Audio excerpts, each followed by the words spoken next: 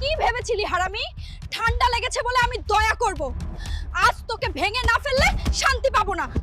সখিনা রে, চাইলে আমাকে আর মার, কিন্তু এই ঠান্ডায় গোসল করতে বলিস না। আমার জন্য একটু পারফিউম এনে দে রে।